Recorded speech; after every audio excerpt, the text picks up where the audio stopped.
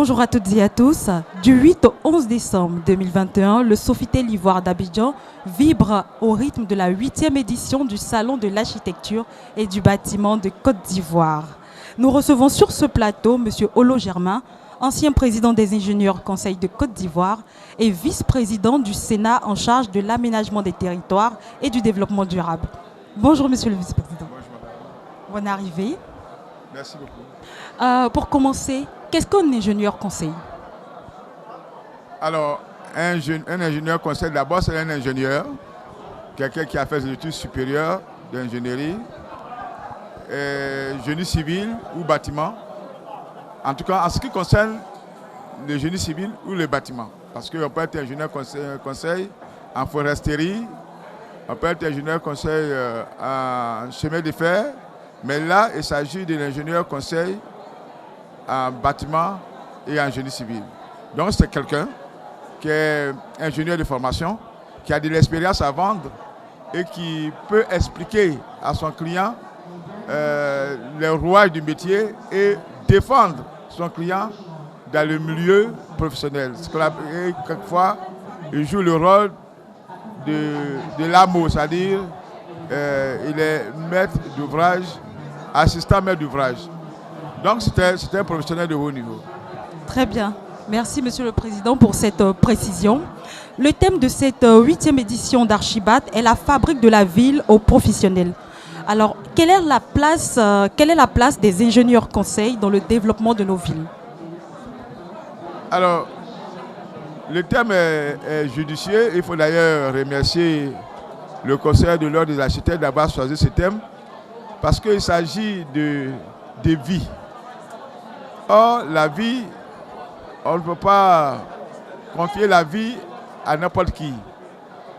La construction de la ville, les éléments de la vie, c'est-à-dire notamment le transport, parce que la ville ne se construit, c'est pas seulement l'habitat, c'est pas le logement seulement, mais tout ce qui entoure la vie de chaque jour. Donc, pour moi, le thème vient à propos parce que aujourd'hui, les Ivoiriens se plaignent de l'embouteillage à Abidjan, mais se plaignent de l'embouteillage parce que quand on concevait les villes, on a mis en dernier plan le problème de mobilité. Or, lorsque les personnes vivent quelque part, il faut qu'elles se déplacent. Si ces problèmes n'ont pas été réglés avec beaucoup de courage, et c'est pourquoi l'ingénieur conseil que je suis félicite le chef d'État Alassane Ouattara d'avoir pris la résolution d'avancer malgré les difficultés. Les gens sont installés dans des environnements où on doit faire les routes, mais il faut bien que ces personnes soient déplacées. Aujourd'hui, vous allez sur la route à Bassam-Abidjan, vous êtes heureux de regarder la mer, mais il a fallu le courage politique d'un homme pour dire ici, on doit pouvoir avoir une vie agréable. Donc, l'ingénieur conseil, son rôle, c'est de donner des idées à tous ceux qui ont un pouvoir de décision. Pour vous-même, si vous voulez construire une maison, il faut que vous vous adressez d'abord à votre ingénieur conseil pour savoir ce que vous voulez. Une fois qu'il a écrit, il s'est mis d'accord avec vous, qu'il a écrit cela, il peut donner donc un architecte pour faire les plans, donner un ingénieur d'études pour faire les plans de structure, donner un ingénieur de fluide pour faire l'eau ou l'électricité. Mais l'ingénieur conseil, son rôle, c'est de donner le conseil aussi bien aux propriétaires qu'aux professionnels. Bien. Archibat, c'est aussi un forum avec des débats et des propositions.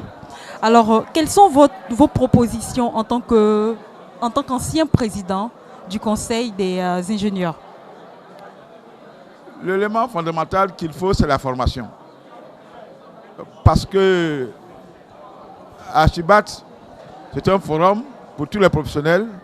Mais vous regardez de la chaîne des professionnels qu'il y a des choses, des formations qui manquent. Par exemple, lorsque vous voulez construire une maison, vous ne trouvez pas des ouvriers de qualité. Aujourd'hui, pour que vous trouviez un plombier, c'est toute une histoire. Pour que vous trouviez un électricien encore, c'est la croix et la bannière. Il faut qu'on puisse regarder ça pour que les ouvriers, il y a le perfectionnement des ouvriers pour qu'ils atteignent les niveaux d'avance scientifique de la Côte d'Ivoire. La Côte d'Ivoire avance très fortement. Il faudra que les acteurs qui doivent participer au développement de la Côte d'Ivoire soient formés. Ensuite, on constate que dans le maillon des professionnels au haut niveau, il manque ce qu'on appelle les administrateurs des biens.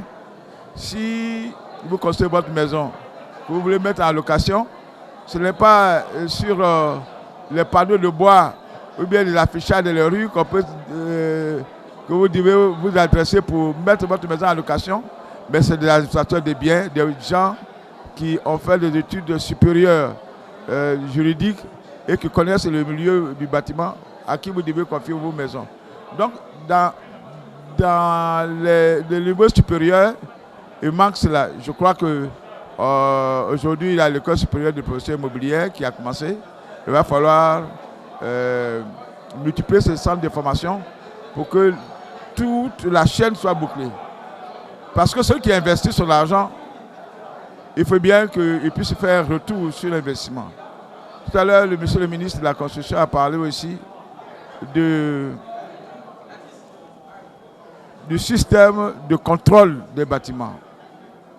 Vous ne pouvez pas confier vos biens à un non professionnel. Par exemple, vous voulez aller au salon de coiffure, mais vous n'allez pas donner votre tête à quelqu'un qui ne sait pas faire une coiffure, ni votre visage à quelqu'un qui ne sait pas faire le maquillage. Donc si, pour notre corps, nous pouvons nous adresser à des professionnels, il est important que le bâtiment dans lequel va vivre les personnes, que ces bâtiments soient construits en toute sécurité. Mesdames et messieurs, voici énumérées en 2-3 points les propositions de notre conseil ingénieur pour le développement d'une ville durable. Okay. Monsieur le Président, votre mot de fin. D'abord, il ne faudrait pas confondre une ville duale et une ville durable. La ville duale, c'est la ville juste à poser.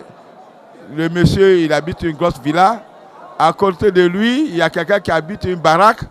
Mais c'est la personne qui vit dans la baraque qui fait vivre celui qui vit dans la grosse villa.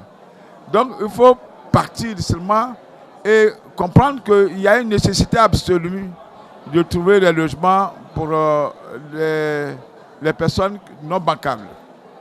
Et il faut donc réfléchir au logement à location simple et permettre que la ville se développe avec l'environnement de la ville et notre environnement humain. Vous avez besoin d'une bonne, vous avez besoin d'un chauffeur. Ces chauffeurs et ces bonnes n'ont pas les moyens d'habiter la même condition que vous, mais il faut bien qu'ils vivent. Si on ne fait pas cela, la ville va se souffler. Donc aujourd'hui, il y a de gros problèmes. On y arrive, le gouvernement y arrive. Et puis il y a le problème important de la mobilité. J'ai eu dit qu'Abidjan transporte 500 000 à 600 000 personnes par jour. C'est grave parce qu'au point de vue urbanistique, on n'a pas vite réfléchi, de sorte que les bureaux sont ailleurs et l'habitat ailleurs. Donc les gens sont pour aller au bureau, ils sont obligés de partir de Niangon ou bien de la Boisseau pour venir au plateau. C'est des risques inutiles. Aujourd'hui, il faut réfléchir autrement la ville, de sorte que rapprocher les bureaux des lieux d'habitation des Ivoiriens. Mesdames et messieurs, entretien très enrichissant avec M. Olo Germain, ancien vice-président du Conseil des ingénieurs et vice-président du Sénat en charge de l'aménagement du territoire et du développement durable. Merci, monsieur le vice-président, d'être passé sur ce plateau de l'Archibat. Merci Mesdames beaucoup. et messieurs, merci de nous avoir suivis. Merci.